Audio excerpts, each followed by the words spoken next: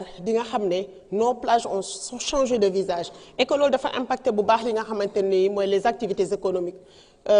le quai de pêche de Rufisque tey boo xoolee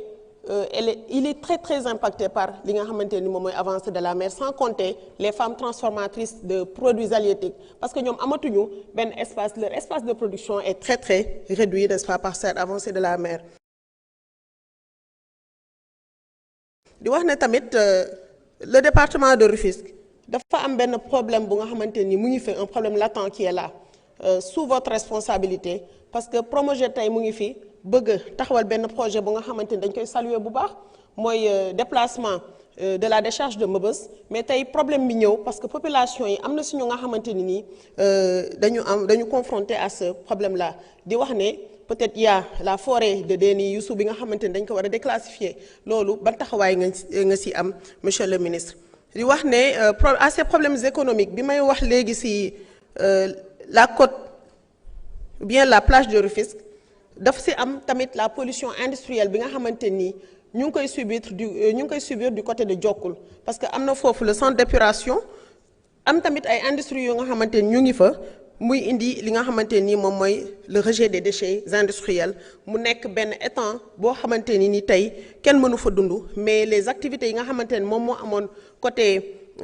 si côté boobu tey nit ñi mënatuñ ko exploiter donc muy un véritable problème environnemental qui pose un problème réel de santé publique ñun ñu koy dund foofu monsieur le ministre ñu ngi la fay xaar nga taxaw fi bu baax a baax di wax ne tamit monsieur le ministre est-ce que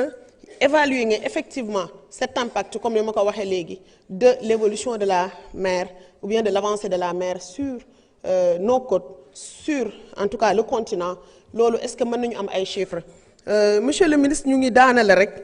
peut-être bu ñu ko mayee di wax ne nos étudiants yi nga xamante ni peut-être yow yaa nekkoon ministre bi autant tey jii ñoom ñu ngi nekk ci ay difficultés di dalal seen xel ne incha allah le ministre avec les autorités bu soobee yàlla dinañ taxaw bu baax a baax di leen tàllal loxo di leen masawu asalaamaaleykum wa rahmatulah. Honorable Bara Ndiaye, vous avez la parole. Honorable Ndak Thiam se prépare.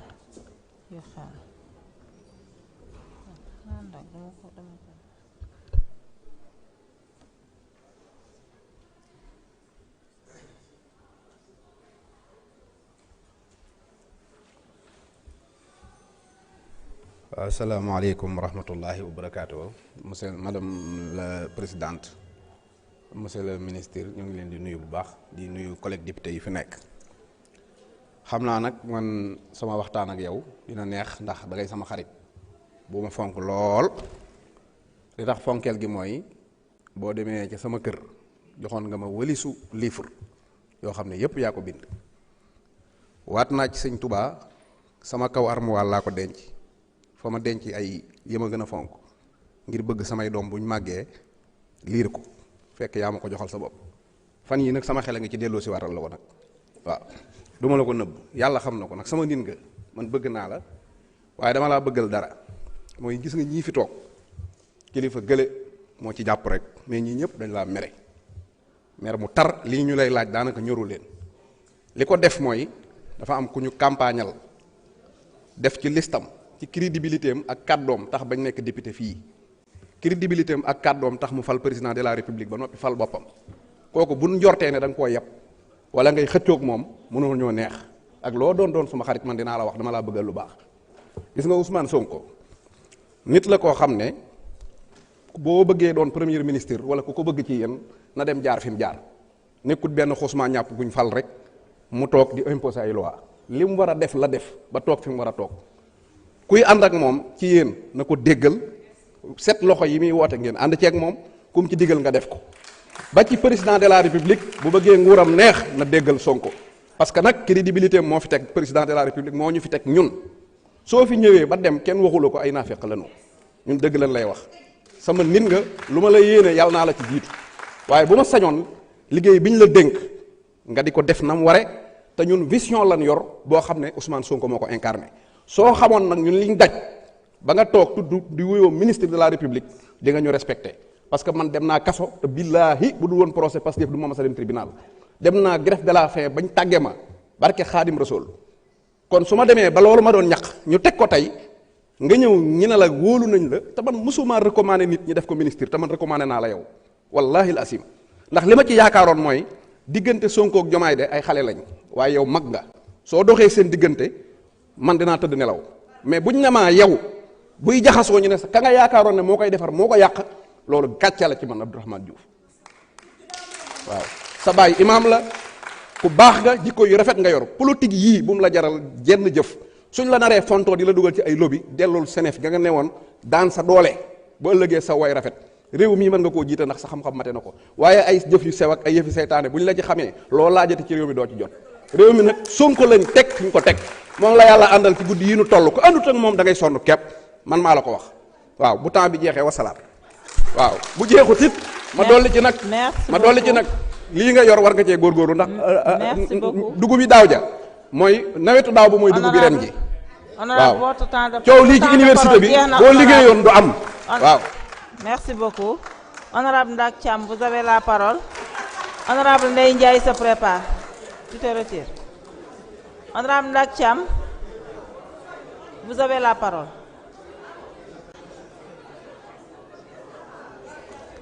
Présidente Mben se prépare.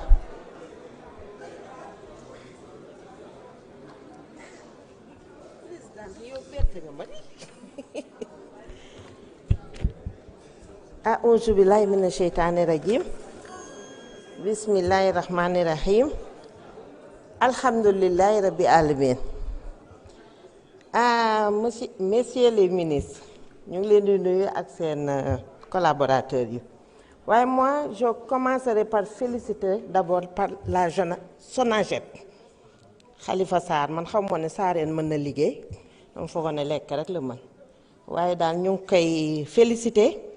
Et c'est l'occasion aussi, comme le ministre du budget est là, monsieur le ministre, nous mën def ba éponger dette bi ndax SONAGED mi ngi liggéey pour les jeunes te mi ngi fii leeral réew mi gis nañu liggéeyam bu baax yal na yàlla jàppale leen incha allah loolu dañ lay yóbbante monsieur le ministre ci sunu PM Ousmane Sonko wax ko ne Khalifa a bien travaillé bu jógee ci loolu. moom PM dina ko wax le président comme ça ngeen xool ci dette bi lu ngeen koy mën a arranger loolu muy beneen bi ci des monsieur le ministre il faut doter toutes les brigades forestières des unités de feu de brousse pour faciliter l'intervention des agents des zones concernées ñi fi jaar ñëpp wax nañu waxu feu de brousse te nag lii buñ ci jógul mooy daay ci réew te baaxul beneen bi monsieur le ministre ñu ngi bëggoon